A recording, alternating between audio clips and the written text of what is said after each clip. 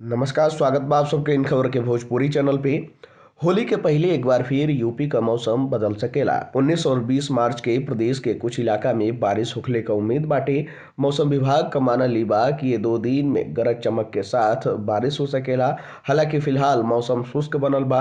प्रदेश के लखनऊ, प्रयागराज, अयोध्या और वाराणसी में आज और कल मौसम साफ रहले का उम्मीद बाटे। दिन में तेज धूप खिली तो शाम के हल्का ठंड महसूस हुई।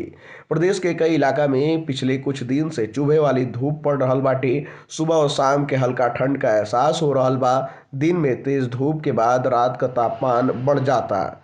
बहुत से लोग रात में अब पंखा चला के भी सूत रहल बाटे। एही बीच मौसम विभाग का कहल ई बा कि होली से पहले एक बार फिर मौसम में बदलाव देखे के मिल सकेला। 19 मार्च के पूर्वी उत्तर प्रदेश में कहीं कहीं बारिश और गरज चमक के साथ बौछार पड़ सकेला। ये दिन पश्चिमी उत्तर प्रदेश में मौसम शुष्क रह सकेला। वहीं 20 मार्च के भी यूपी के कई इलाका में बारिश होखले का संभावना बाटे। ए दौरान पूर्वी यूपी में कहीं कहीं भी बारिश हो सकेला।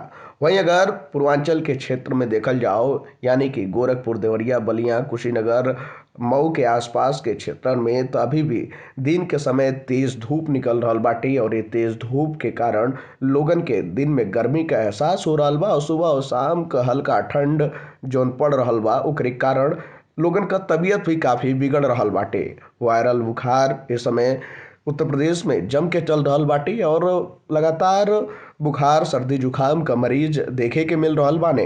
हालांकि पूर्वांचल के क्षेत्र में भी 20 तारीख के बाद मौसम में बदलाव देखे के मिल सकेला और कई इलाका में बारिश का संभावना जतावल गईल बा। खैर, ये जानकारी में इतना ही। देश दुनिया से जुड़ल तमाम खबर देखे खातिर आप सब जुड़ल इन खबर भोजपुरी के साथ। धन्यवाद।